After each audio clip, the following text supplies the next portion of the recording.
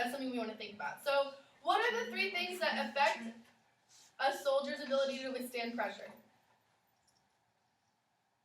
What did you guys write down? Adrenaline.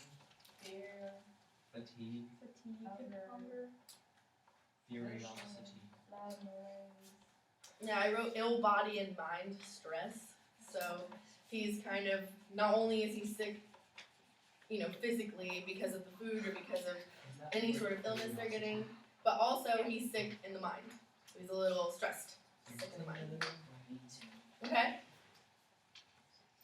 In your own words, explain how soldiers feel when they are moving into battle.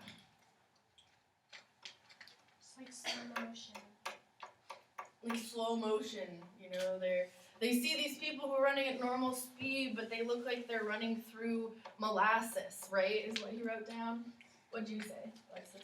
I would say it's kind of like an out-of-body experience, like everything's hazy, foggy, and edges are blurred. Yeah, I don't know if you guys have ever had an out-of-body experience, but they're kind of scary. It's you just feel like you're floating above yourself, watching yourself live your life, and it's really scary. So I couldn't even imagine not only having this out-of-body experience, but also being at war during it. So you're already scared, and then you're out-of-bodying, and you're like, what's happening? So that sounds pretty scary. But yeah, so I wrote down, you block most of your feelings and senses out, so you really don't pay too much attention. You kind of have blinders at war. That's what it sounds like to me, So when I look, at Brittany, Steven's blurred, right? Because he's in my peripheral vision. So that's kind of how he described everything. That's kind of how he described everything John Steinbeck described everything in this article, is that he said, you look at certain things and they're sharp, but then other things away from you, the edges are blurred. As if you are, not able to see right. Tunnel vision almost. Yeah, kind of tunnel vision, yeah. So, what happens to the senses? We kind of just described this a little bit, but let's go in a little bit more detail about it. What happens to the senses? Yeah, they become dulled. And why is this a problem?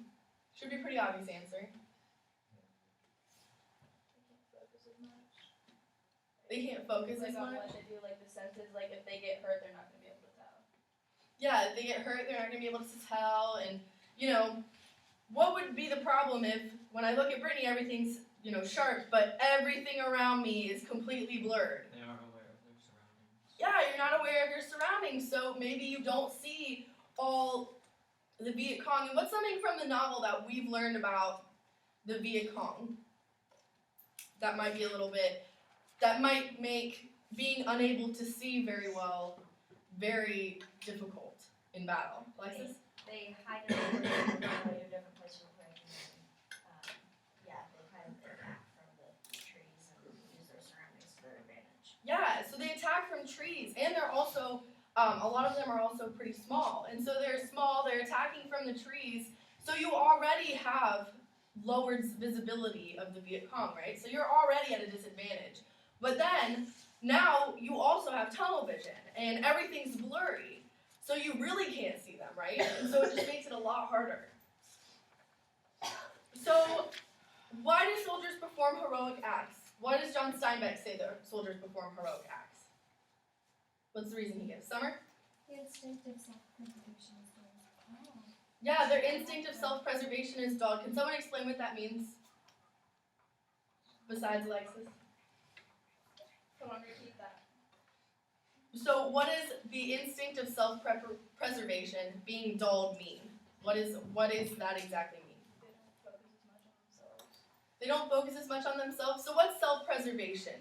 What does that keep me from doing? Is it like conserving yourself?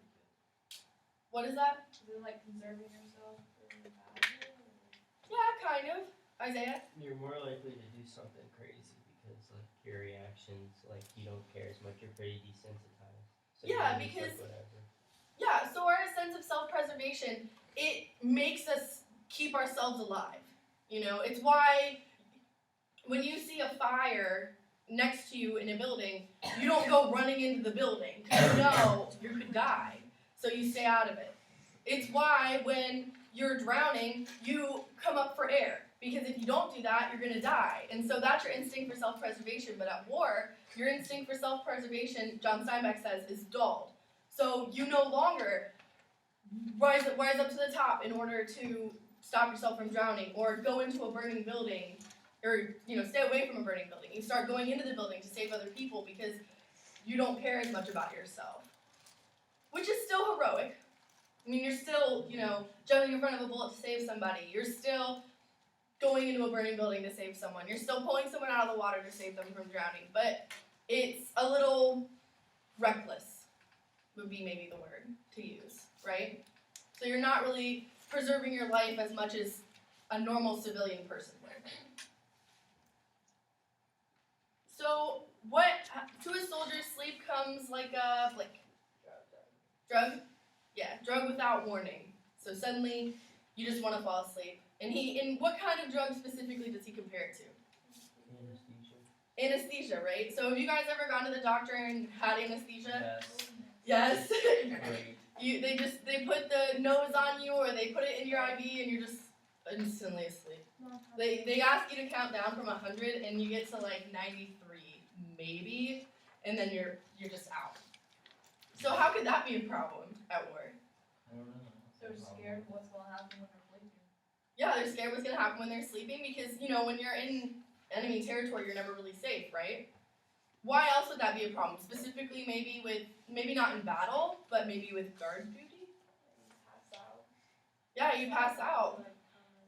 And that's a big problem out in the world, is that soldiers are falling asleep on guard duty because, think about it, it's dark. Most of the time, things don't happen, so it's pretty boring. A lot of the time, you're by yourself.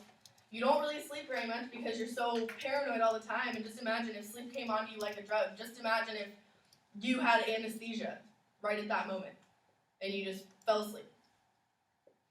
So what could happen if you fall asleep? What was that, Jordan? You die. Your fellow people might die.